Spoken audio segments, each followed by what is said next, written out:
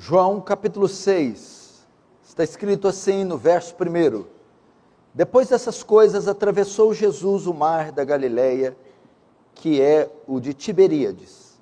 Seguia-o numerosa multidão, porque tinha visto os sinais que ele fazia na cura dos enfermos. Então subiu Jesus ao monte e assentou-se ali com seus discípulos. Ora, a Páscoa, festa dos judeus, estava próxima. Então Jesus, erguendo os olhos, vendo que grande multidão vinha ter com ele, disse: Filipe, onde compraremos pães para lhes dar de comer? Mas dizia isso para experimentar, porque ele bem sabia o que estava para fazer. Respondeu-lhe Filipe: Não lhes bastariam 200 denários de pão para receber cada um o seu pedaço? Um dos seus discípulos, chamado André, irmão de Simão Pedro, informou a Jesus: Está aí um rapaz que tem 5 pães de cevada e 2 peixinhos. Mas o que é isso para tanta gente? Disse Jesus: Fazei o povo assentar-se, pois havia naquele lugar muita relva. Assentaram-se, pois, os homens em número de quase 5.000. Então Jesus tomou os pães e, tendo dado graça, distribuiu entre eles, e também igualmente os peixes, quanto queriam. Verso 12: Quando já estavam fartos, Jesus disse aos discípulos: Recolhei os pedaços que sobraram, para que nada se perca. Até aí, deixa aberto aí, vamos só fazer mais uma oração. Senhor, meu pedido é que o Espírito do Senhor haja hoje, em mentes e corações, quebrantando, convencendo do pecado, da justiça e do juízo, conduzindo-os a Deus Pai, por intermédio de Jesus Cristo, o Filho de Deus. Amém. Queridos irmãos, convidados, todos que aqui estão, os que estão me acompanhando pela internet. Primeiro, mais uma vez, eu quero pedir o silêncio, a concentração e a atenção. O texto diz aqui que Jesus estava atravessando a Galileia pelo mar, e uma numerosa multidão foi atrás de Jesus. Isso aqui nada mais é que a figura deste mundo, o retrato deste mundo. Multidões de pessoas em todas as partes do mundo estão à procura de Deus. Pessoas de todos os continentes, países, quer da América, quer da Ásia, quer da Europa, quer da África, estão à procura de Deus, grandes e pequenos, pobres e ricos, livres e escravos, brancos ou negros, estão atrás de Deus. Os homens têm a necessidade de buscar a Deus. Por mais que nós tenhamos um ateísmo presente e crescente, ele é muito pequeno ainda. A maioria das pessoas creem na existência de Deus. Creem que Deus é o Criador de todas as coisas. Creem que existe um Deus nos céus, que é maior que todas as coisas e que criou todas as coisas. E essas pessoas entendem que elas têm uma necessidade de irem até Deus, de buscar a Deus. Elas precisam de Deus. E o texto diz que Jesus era quem? Jesus era Deus que desceu na terra, Deus que se encarnou, Deus que agora tomou forma, recebeu ossos, nervos, músculos, pele, e agora se tornou um de nós, estava habitando na terra, andando entre as pessoas. Então ficaram sabendo que Jesus Cristo, o Filho de Deus, tão Deus quanto Deus Pai, estava naquela região. E numerosa multidão foi atrás dele, atrás de Jesus. Agora, qual foi a causa? Porque eles foram até ele, encontrar com ele. O texto diz: seguia numerosa multidão, porque tinham visto os sinais que ele fazia na cura dos enfermos. O que levou a multidão ir até eles, foram os milagres que eles viram Jesus realizando, trazendo alívio para as pessoas cegas, surdas, aleijadas, paralíticas, leprosas, esquizofrênicas. Assim como nos dias de hoje, naquela época, havia muita gente sofrendo, muita gente doente. Não havia remédios e a medicina não estava avançada como nos dias de hoje. Então havia muitas pessoas padecendo de diversos males, oprimidas, pobres, rejeitadas, doentes, em estados terminais, sofrendo muitas dores. E a causa de irem até Jesus era na esperança de receberem um milagre, a cura das suas dores. Queriam que a vista dos olhos fosse restaurada, queria que as pernas fossem restauradas para que andassem, queriam alívio do sofrimento. Esse mundo, queridos, é um mundo cheio de dor, é um mundo cheio de sofrimento. As pessoas estão sofrendo. Em qualquer parte desse mundo, há famílias inteiras padecendo o flagelo da fome, o flagelo das epidemias, o flagelo do câncer, o flagelo da AIDS, da depressão, da miséria, da pobreza, da tristeza, da angústia e das enfermidades e moléstias que assolam esse mundo.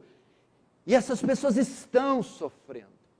Há muitas pessoas à nossa volta, há muitas pessoas em Franca, em São Paulo, no Brasil e aí afora, padecendo coisas que nós nem sonhamos. Talvez você que chegou aqui faz parte dessas estatísticas. Talvez você que entrou aqui também vive drama semelhante ao das pessoas, doenças, crises, problemas familiares, depressões, pânicos, angústias, tristezas, pobreza, desemprego, e uma série de coisas. Portanto, é comum que esse tipo de gente procure a Deus. Essa era a causa de irem até Deus, até Jesus. Foram na esperança de receber alívio, na esperança de receberem cura, na esperança dele fazer um milagre.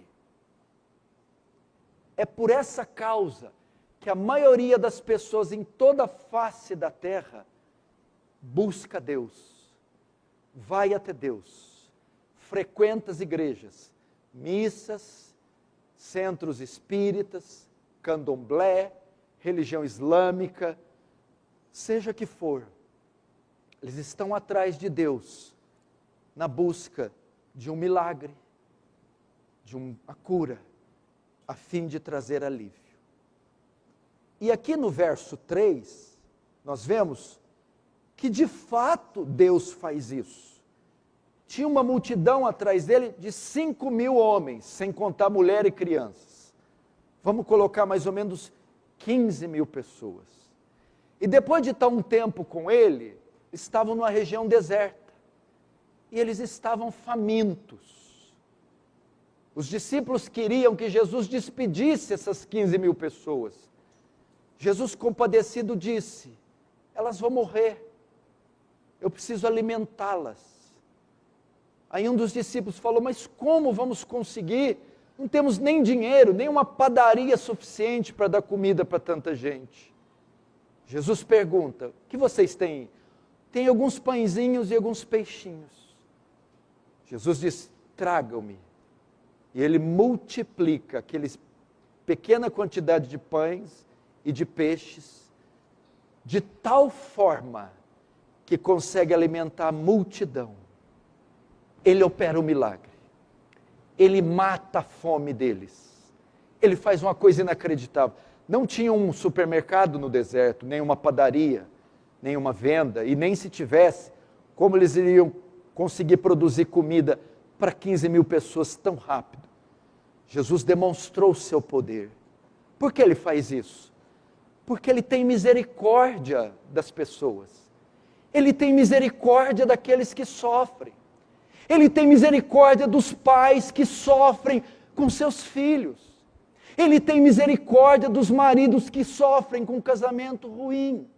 Ele tem misericórdia dos aposentados e idosos que vivem com a pensão que é o seu limite, que sofrem com doenças.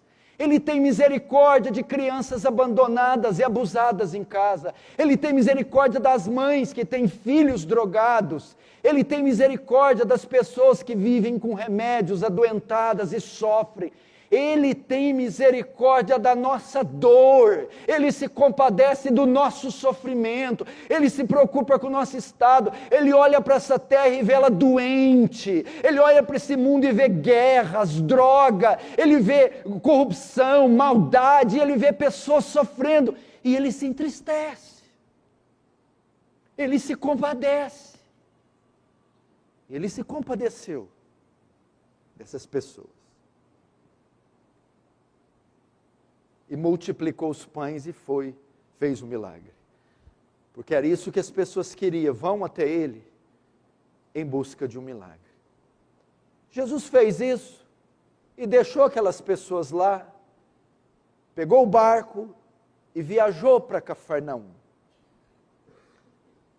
O que aconteceu? Passou um tempo, esses 15 mil que tinham comido pão, ficaram sabendo que ele viajou para Cafarnaum. Falou, vamos atrás dele de novo. E entraram em um monte de barquinhos para encontrar Jesus em Cafarnaum. E eles chegaram e encontraram Jesus. Esses 15 mil que tinham comido o pão multiplicado. O texto diz, no dia seguinte a multidão que ficaram do outro lado, foi atrás do Senhor Jesus. E no verso 24, quando, pois, viu a multidão, que Jesus não estava ali, tomaram os barcos e partiram para Cafarnaum, isso. E tendo encontrado no outro lado, diz, mestre, quando chegaram aqui,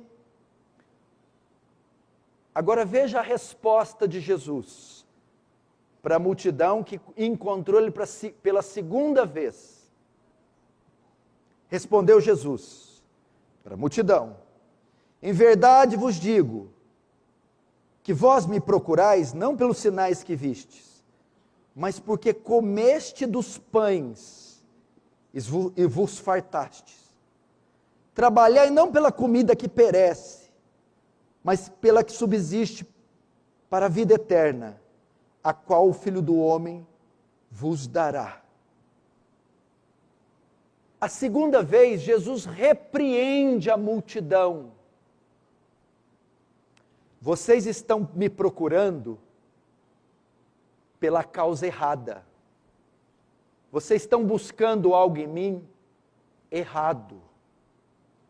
Vocês vieram até mim porque vocês querem pão de novo. Vocês querem encher a barriga. Não foi isso que eu vim fazer na terra. Vocês não devem ir a Deus para buscar essas necessidades, ainda que Ele tenha compaixão e até supra elas. Quando Ele diz aqui, vocês vieste a mim, não para terem a vida eterna, não para terem o perdão dos pecados, não para herdarem o céu. Vocês vieram só para ter alívio da sua necessidade momentânea. E vocês não devem fazer isso. As pessoas no mundo inteiro vão até as igrejas, fazem orações, celebram missas, com a finalidade errada. Buscam a Deus com a finalidade errada. Buscam a Deus com o desejo e o único objetivo de terem seus desejos temporais atendidos. Eles querem uma melhora no casamento, só isso. Eles querem a cura de algum caroço, só isso. Eles querem um emprego melhor e usam Deus para isso. Mas não é esse o sentido da nossa fé. Não é esse o propósito da igreja. Não é para isso que Jesus desceu do céu e se encarnou. E Jesus repreende: vocês vieram a mim, vocês são interesseiros. Vocês só querem dinheiro. Vocês só querem saúde. Vocês só querem que eu dou um jeitinho na vida de vocês. Querem que eu curo. Ele diz: trabalhai não pela comida que perece. O que ele quer dizer isso? Não me busquem por aquilo que é temporário, passageiro. Não venham a mim com a finalidade apenas do alívio do sofrimento. Tem algo mais elevado para buscar em Deus.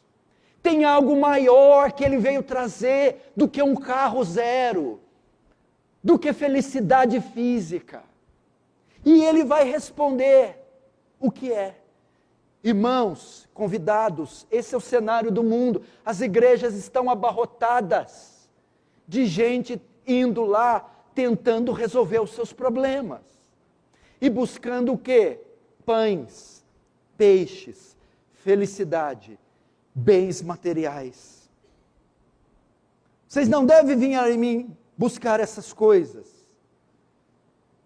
Quando Jesus vai dizer, preste atenção, trabalhai não pela comida que perece, mas pela que dura toda a eternidade. O que ele está querendo dizer com isso? Por que as pessoas vão até Deus, vão até as igrejas, e elas buscam isso? Coisas temporais. Porque elas não sabem qual é a sua maior necessidade. Eu quero dizer para você que veio que a sua maior necessidade não é de felicidade, riqueza, cura, conforto. A sua maior necessidade não é essa, ainda que você a tenha e ela seja legítima. Eles pensavam que a maior necessidade deles era encher a barriga. E Deus seria a pessoa ideal para fazer isso, encher a barriga.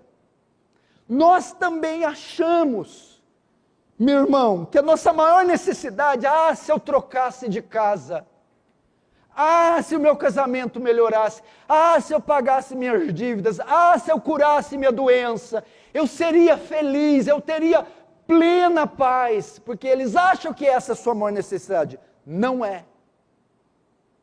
E por que eles acharam que essa era a maior necessidade? Porque eles não sabiam da sua condição. Nós vamos a Deus buscar as coisas erradas, porque nós não sabemos a nossa condição. E Jesus vai dizer para eles aqui, em verdade vos digo, porque o pão de Deus é o que desce do céu e dá vida ao mundo. Quem precisa receber vida? Quem está morto. Quem está morto precisa de comida? Não, está morto. Precisa de roupa? Não, está morto. Precisa de casa? Não, está morto. Quem está morto precisa de quê? De vida. Mas aquela gente que foi atrás de Jesus não estava morta. Estava vivinha, queria até comer. Não é morte física. O Senhor está dizendo o quê? A maior necessidade de vocês não é física, o pão e o peixe. É espiritual. Vocês estão mortos espiritualmente e precisam receber vida. Queridos, nós não somos feitos só de matéria. Nós somos uma dicotomia. Somos físico, corpo e também alma. Jesus estava dizendo, o pão e o peixe resolveu o problema do seu corpo, mas não resolveu o problema da sua alma. O maior problema do homem é espiritual e não é físico. Quando Jesus diz que ele veio da vida, é porque ele encontrou os homens mortos. E o que mata o homem? O pecado.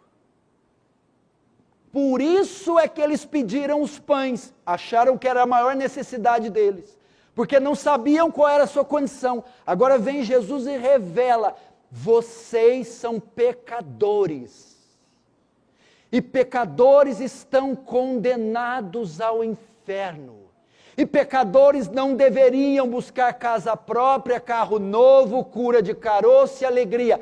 Deveriam buscar o perdão dos pecados, que é a única coisa que impede eles de irem ao inferno.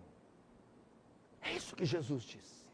Portanto, o mal da sociedade não é o governo de esquerda ou de direita, não é o aumento do salário mínimo, não é a cura da AIDS ou do câncer, não é uma reforma fiscal, agrária, política, não é. O câncer da sociedade se chama pecado. Romanos 3:23 diz: todos pecaram e destituídos da glória de Deus estão. O problema é que o homem pecou. O que é o pecado? É desviar-se de Deus, é voltar as costas para Deus, é viver uma vida alheia de Deus, à parte de Deus, é quebrar as leis de Deus. E é isso que a nossa sociedade tem feito, quebrado a lei de Deus, virado as costas para Deus, e por isso ela tem pagado um preço alto, vivido esse caos. Jesus vai dizer isso: não busquem a Deus, não busquem a Deus, por essas coisas rasas, temporárias, passageiras. Essa não é a sua maior necessidade. A sua maior necessidade é do perdão dos pecados. Essa é a condição desse mundo. Romanos 3 diz: todos pecaram. Como que todos pecaram? Preste atenção. Gênesis capítulo 3, 1, 2 e 3, a Bíblia diz que Deus criou tudo com perfeição. E cria o homem no jardim do Éden, Adão e Eva, e dá uma única ordem para eles: da árvore do conhecimento do bem e do mal, dela não comereis, porque o dia que comerdes, certamente morrereis. Vem a serpente, Satanás possui a serpente, tenta a mulher, e ela come e dá ao marido. Ali o pecado entra nos nossos primeiros pais, de modo que todos que descendessem deles viriam contaminados com o vírus do pecado. É por isso que todos pecaram. Não há homem que não peque, não há ser na face da terra que não venha com o pecado. O salmista Davi, o rei Davi, no Salmo 51 diz: em pecado me gerou minha mãe, e num ventre de pecado eu nasci. Quais as consequências para o pecado? Romanos 6, 23. O salário do pecado é a morte. Que morte é essa? A morte eterna. Isso é um grande problema, meu irmão. Não é se você vai ter um aumento de salário, uma casinha boa ou não. É que se você morrer nos seus pecados, você será condenado. Não há uma esperança junto ao Ministério de Saúde, não há uma esperança junto ao Ministério da Fazenda, não há uma esperança na NASA, não há ninguém que possa resolver o mal da sociedade. O mal da sociedade é o pecado. E as consequências do pecado vão para além dessa vida. Não é a questão que você vai ter uma vidazinha infeliz. Nós temos duas partes: um corpo que vai se desfazer com o tempo, a velhice, ou ele vai morrer. Mas nós temos uma alma que é eterna. E vai estar, após a morte, ou nos céus com Cristo, ou no inferno, para todo sempre. Esse é o destino dos homens, quer acreditemos ou não. Só há dois destinos para o homem, após a morte: nos céus com o Senhor, ou no inferno, com todos os demônios do inferno. Quanto tempo? Pelos séculos dos séculos. E o Senhor Jesus estão dizendo, vocês não me conhecem. Se vocês me conhecessem, vocês não me buscariam para encher a barriga. Nós buscamos essas coisas, porque não conhecemos a Jesus. Para muitos de nós, Jesus é o quê? Um profeta. Jesus é um milagroeiro. Jesus é alguém que faz o bem. Jesus é um santo. Por isso buscamos essas coisas. Não. Jesus é o Filho de Deus encarnado.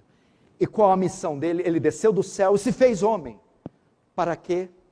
Eu vou te dizer agora. O Senhor mostrou a enfermidade. Essa é a condição moral da sociedade. Essa é a condição espiritual da sociedade. Não adianta, se você lançar um míssel em Brasília, não vai resolver. Brota tudo de novo.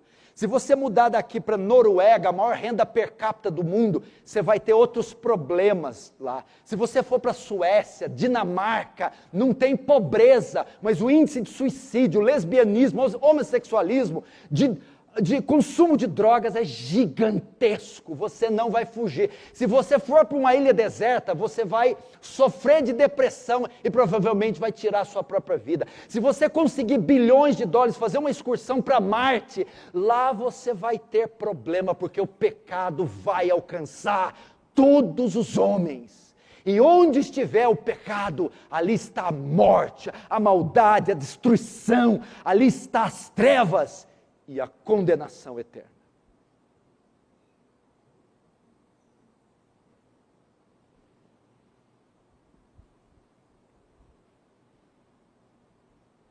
Essa é a condição do homem. Deixa eu fazer uma pergunta para você.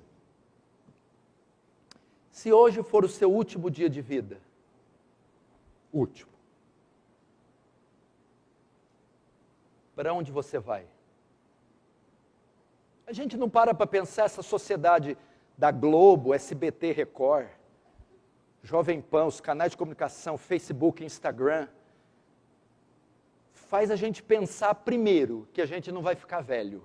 Tem gente que pensa que Marilyn Monroe está viva e é bonita ainda, que Clark Gable está lá fazendo O Vento Levou. Faz 30 anos que Ayrton Senna já morreu. Segundo, eles faz a gente pensar que não vamos morrer. Ninguém pensa na morte. E terceiro, essa sociedade trabalha para que a gente não pense o que vai ser depois da morte. Agora, fato, você vai envelhecer, você vai morrer, e você vai ter um destino após a sua morte. Te pergunto, se for hoje o seu último dia, pode ser o meu, você vai acordar aonde? No céu com Cristo ou no inferno? O que é o inferno, pastor Paulo? Bom, vamos lá. Se aqui nessa terra não tem justiça, haja visto o nosso judiciário, no céu tem. O inferno é a punição para os infratores. Você acha que isso aqui vai ficar desse jeito?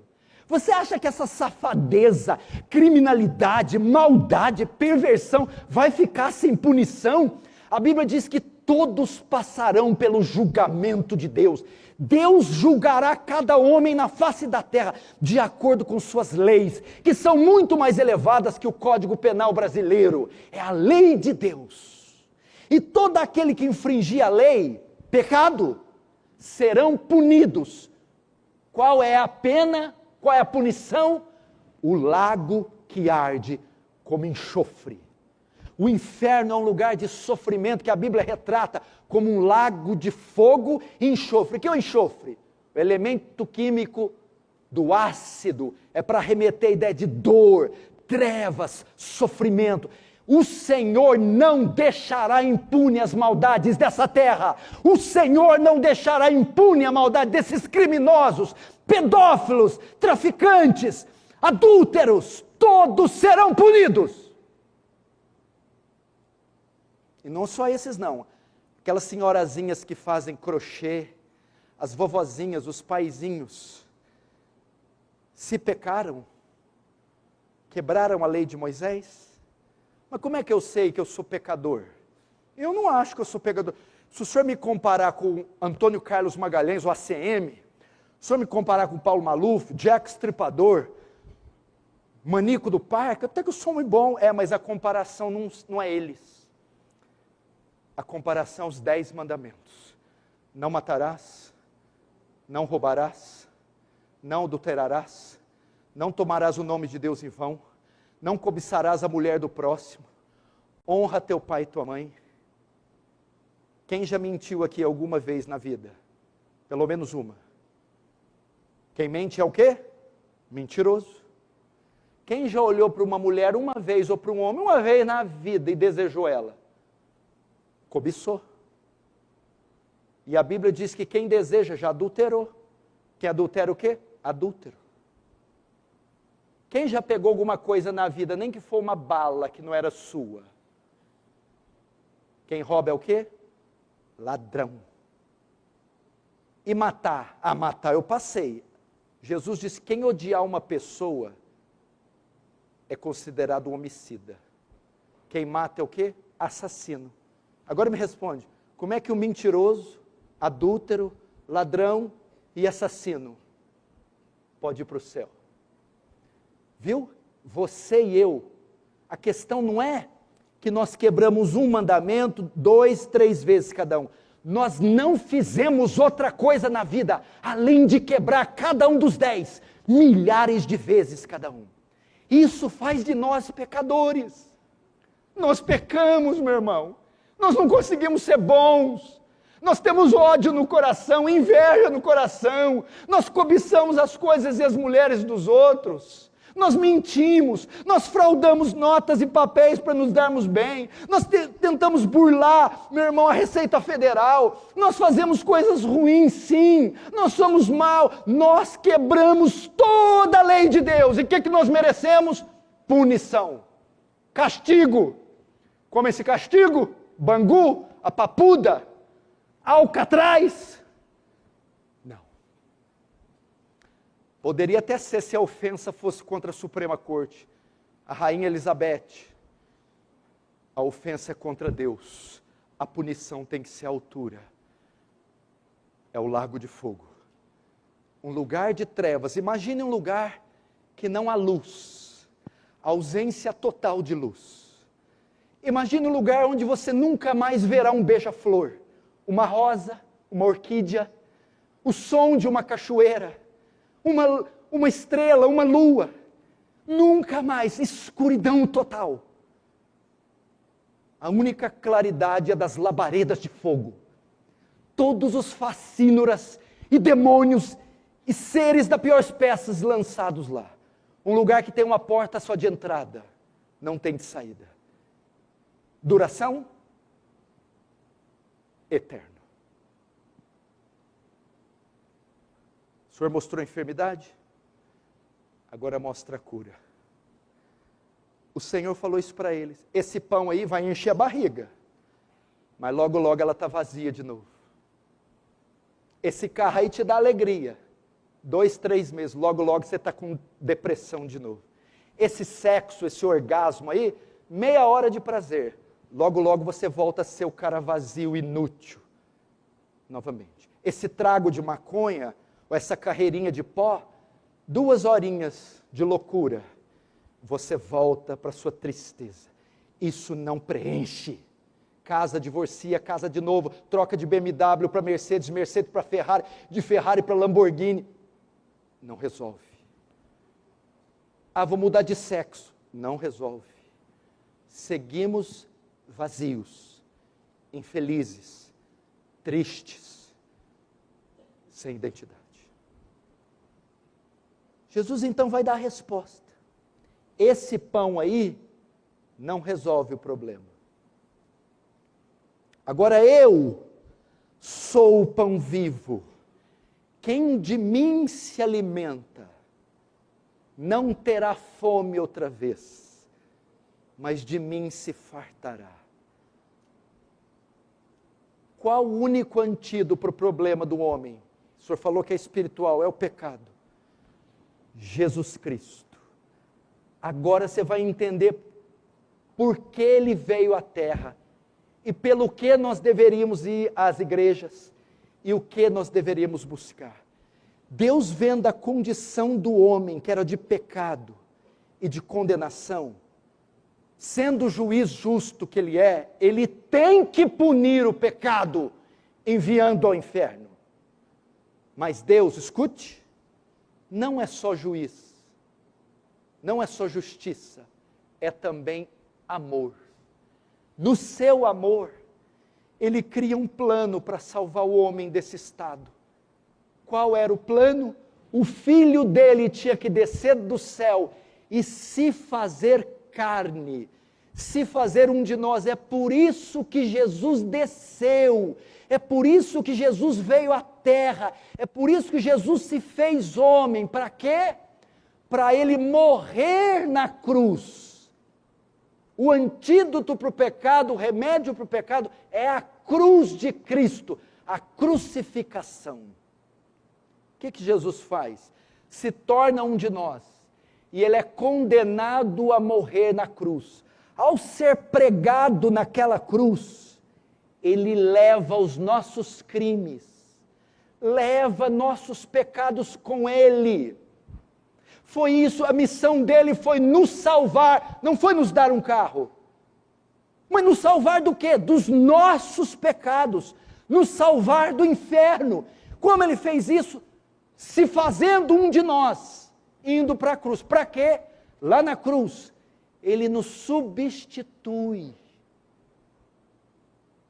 Ele pega os nossos crimes, os 10 mandamentos. Ele pega as nossas culpas, os nossos pecados, e na cruz, leva sobre ele. Vocês estão entendendo? Ele veio, era nós que éramos para estar pregados lá, éramos nós que deveríamos morrer lá, mas ele desceu à terra para morrer no seu lugar, para pegar os seus crimes e os meus, e botar na conta dele na cruz. Ele pegou o seu adultério, o seu vício, a sua mentira, seu roubo, seu ódio, sua maldade, e levou sobre ele, ele absorveu sobre ele o pecado. A cruz, a idolatria, a mentira, a inveja, a lascívia, a vingança, o ódio, ele leva a cruz. Agora me diz uma coisa.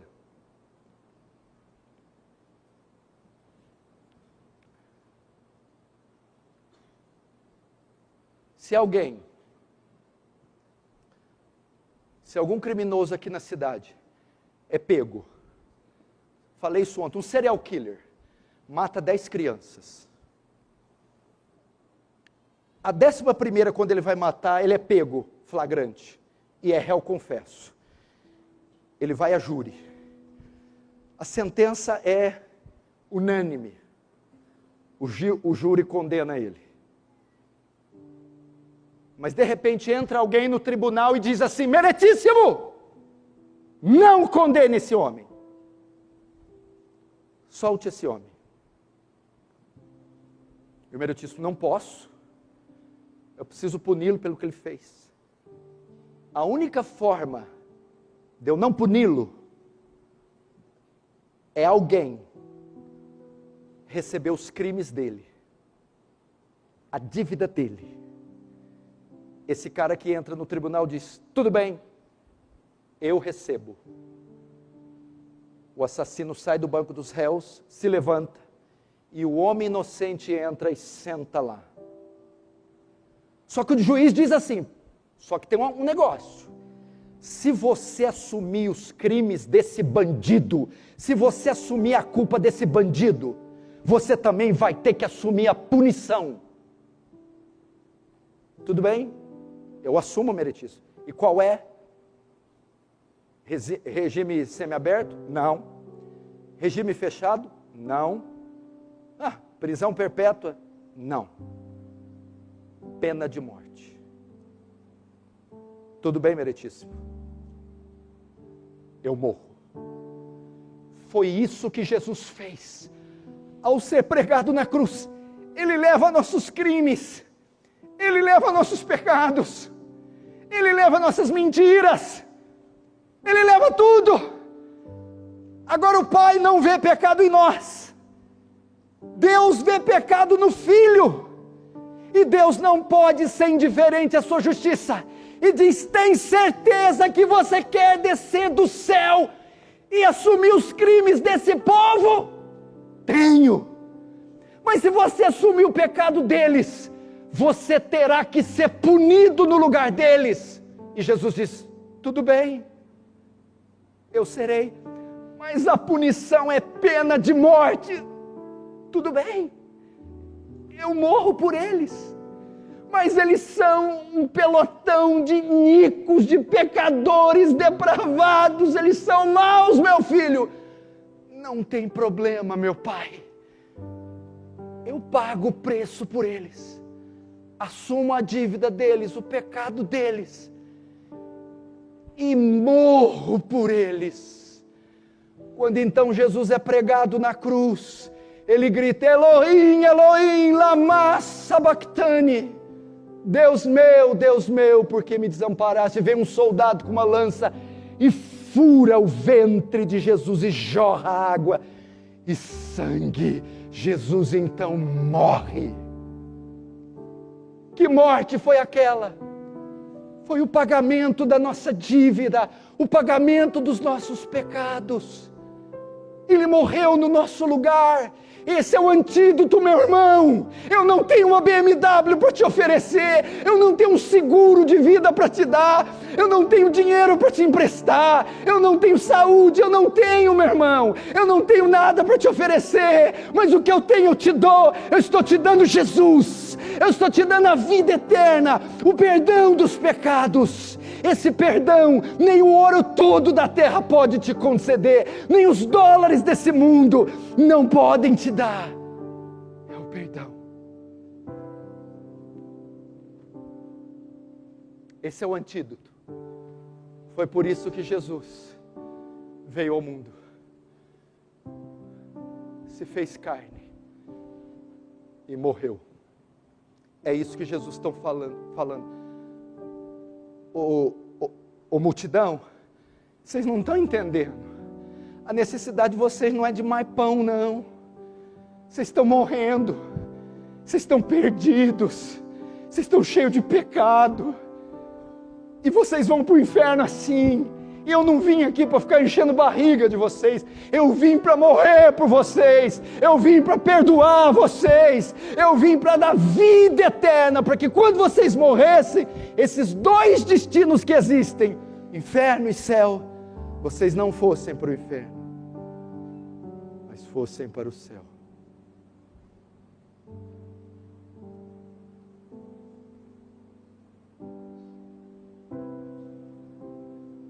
Escute,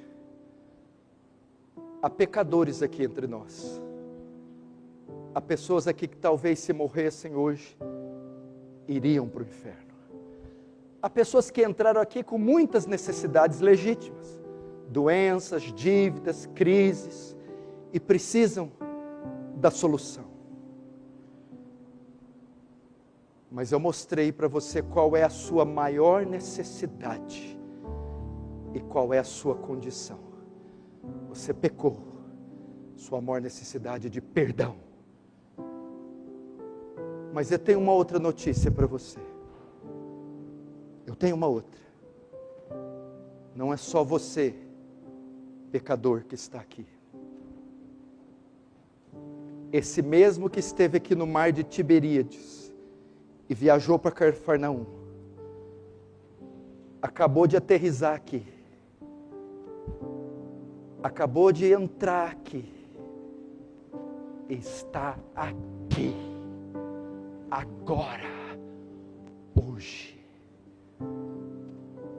Ele sabia que ia ter gente doente, e ele veio trazer a cura. Ele sabia que ia ter gente morta, e ele veio trazer o desfibrilador. Ele sabia. está aqui. Jesus está entre nós. Está aí o que Ele veio fazer. A Bíblia diz, o Filho do Homem, Jesus, não veio condenar o mundo, mas veio salvar. A figura é essa, e eu termino. Imagine uma enxurrada, uma enchente sobre Franca, levando tudo que vê pela frente, arrasta carros, motos e pessoas, e uma correnteza gigantesca, e pessoas afogando, e o fim da correnteza é num abismo, um buraco, que vai matar todo mundo, e está ali gente afogando. Então vem um homem aqui na beira, na margem, terra firme, e estende a mão, a fim de salvar. E todos aqueles que estão afogando, que estenderem a mão para ele, ele pega e retira, e bota em terra firme. Essa correnteza é o pecado, é esse mundo, meu irmão. E muitos de vocês estão ali se debatendo, e um dia chegará que vocês cairão no abismo, mas Jesus está aqui com a mão estendida, pronto para te socorrer. Ele está aqui vendo, largue o adultério, largue a jogatina, largue os vícios, largue o pecado, e estende a mão para mim. O que eu preciso fazer para ser salvo? O que eu preciso fazer para tomar essa vacina? O que eu preciso fazer para ter o perdão, pastor? Só estenda a mão. Só estenda a mão para Ele. E diga, me salva. Me perdoa. Me perdoa. Me salva. Perdoa os meus pecados. Perdoa os meus pecados. Me dê a vida eterna. Eu entrei aqui com muitas necessidades, mas agora eu entendi qual é a maior delas. Diga, eu não quero ir para o inferno. Eu não sei se hoje é meu último dia, mas se ele for, me leva contigo, Jesus. Me perdoa. Olhe para aquela cruz. Seu pecado está ali. Jesus está ali pregado. Vá lá e bote seu pecado lá. E bote sua fé. Diga, eu creio que Jesus é Deus, veio em carne, morreu e ressuscitou por mim. Feche os seus olhos, curva a sua cabeça, vamos orar agora.